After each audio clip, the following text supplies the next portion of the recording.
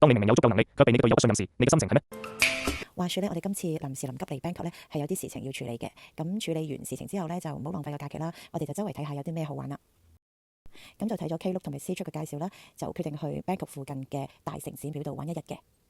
如果係跟團 day trip 咧，大概就係300零蚊港紙一個人啦。咁我哋計算咗一下咧，最後就決定自己係 call Grab 過去嘅。咁自己啲時間容易掌握啦，同埋其實計翻個價錢係差唔多嘅。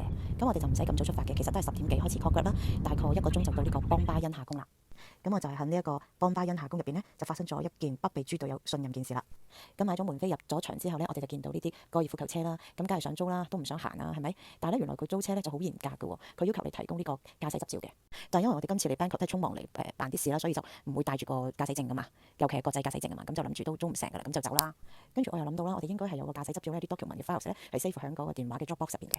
咁就試下揾啦，咁就首先係揾到我嗰個駕駛證嘅，咁就俾埋個 passport 俾個職員去對啦。咁最後佢又 OK 喎，但係佢就話嗰個 driver 咧就唔可以轉人，就淨係我一個人可以揸啦。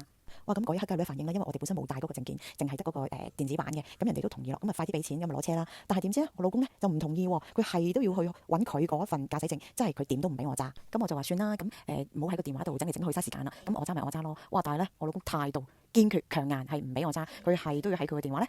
最終咧就揾咗佢嗰個駕駛執照，跟住俾埋個 passport，咁嗰個職員咧最後係對咗，咁就同意咗俾佢揸啦。其實我想訪問一下豬隊友，究竟點解呢？我係咪真係咁不被你信任呢？跟住我老公就話啦：嘿，我想做你嘅柴可夫司機啊嘛！算啦，我都費事同佢講咁多啦，慳翻啖氣亂做。咁都好彩，因為最終個職員都順利租咗架車俾我哋。順便提一提呢，就係邦巴恩夏宮入邊呢，其實佢係講明係唔俾錄影嘅，就淨係可以影相嘅。咁所以我哋就冇錄影啦。大家見到都係啲相嚟嘅。其實我都唔明點解係唔可以錄影，不過佢嘅規定我哋就照跟啦。咁最後呢，我講講最後呢幾個寺廟呢，我哋全部都有去到嘅。